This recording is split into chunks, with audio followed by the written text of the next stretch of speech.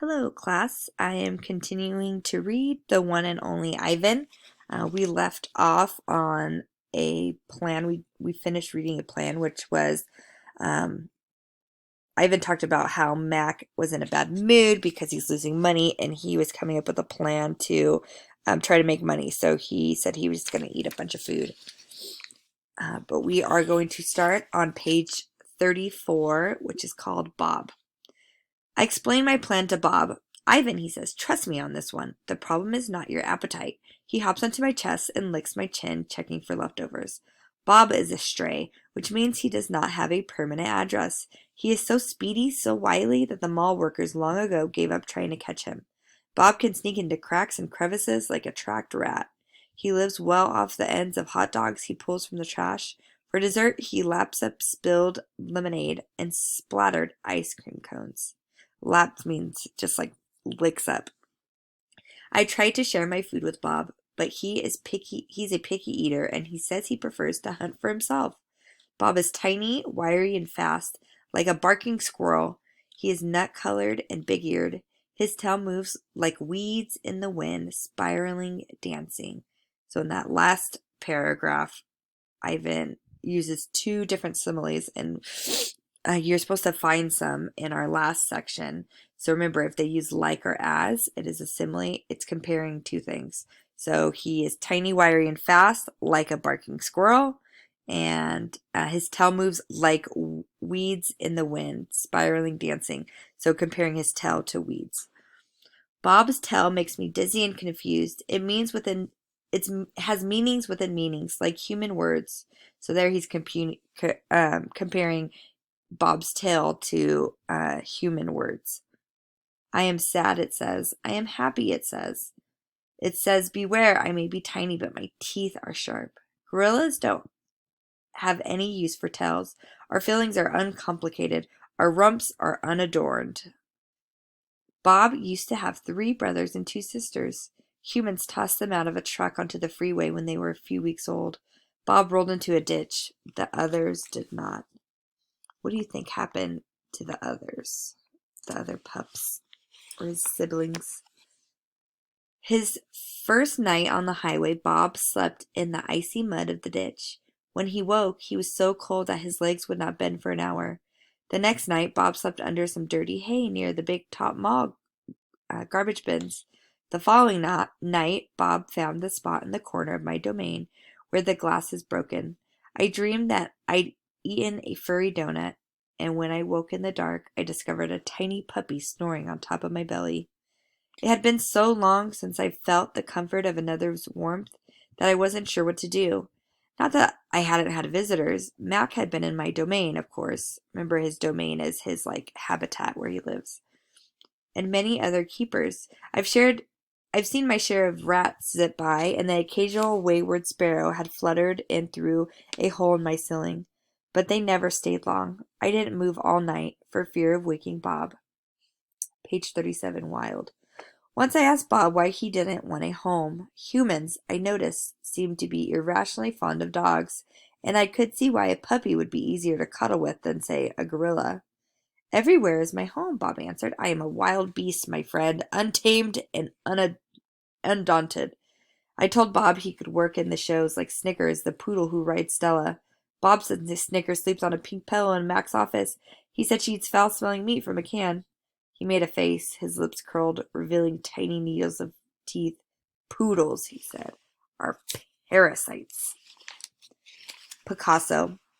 Mac gives me a fresh crown, a yellow one, and 10 pieces of paper. Time to earn your keep, Picasso, he mutters. I wonder who this Picasso is. Does he have a tire swing like me? Does he ever eat his crowns? I know I have lost my magic, so I try my very best. I clutch the crown and think. I scan my domain. What is yellow?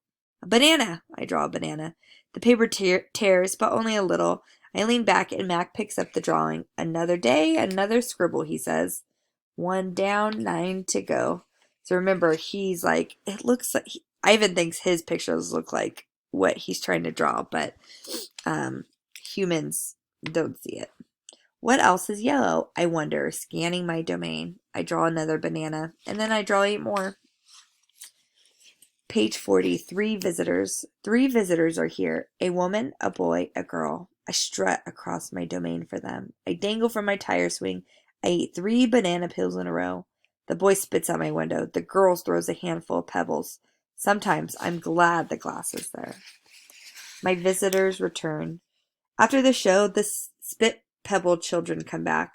I display my impressive teeth. I splash in my filthy pool. I grunt and hoot. I eat and eat and eat some more. The children pound their chests, their pathetic chests. They toss more pebbles. Slimy chimps, I mutter. I throw a meatball at them. Remember, slimy chimps he uses as kind of like a derogatory or like a mean name for people. And then a meatball is ball poo. Sometimes I wish the glass were not there. I'm sorry I called those children slimy chimps. My mother would be ashamed of me. Page 43, Julia. Like the spit pebble children, Julia is a child, but that, after all, is not her fault. While her father George cleans them all each night, Julia sits by my domain.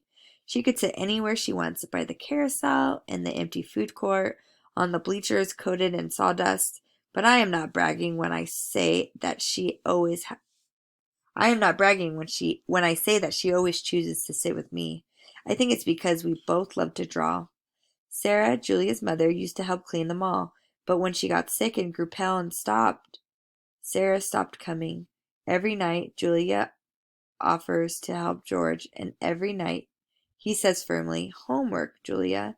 The floors will just get dirty again." Homework, I have discovered, involves a sharp pencil and thick books and long sighs. Sigh.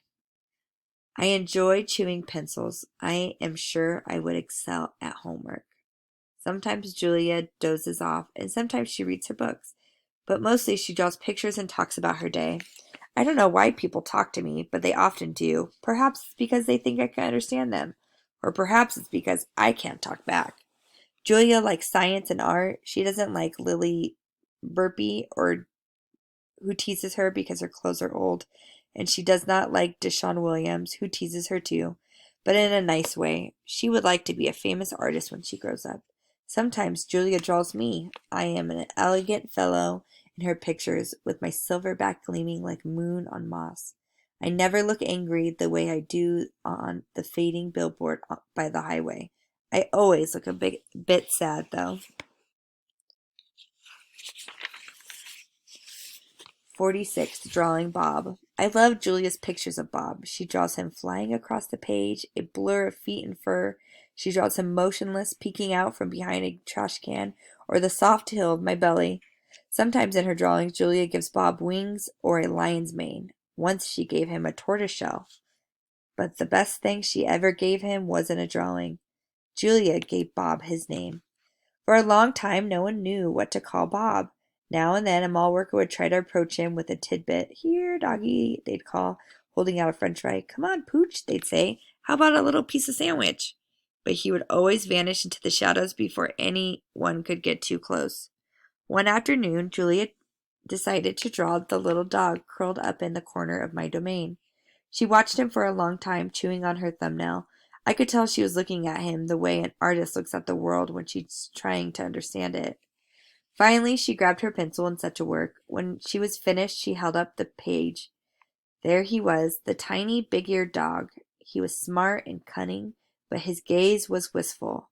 Under the picture were 3 bold, confident marks circled in black.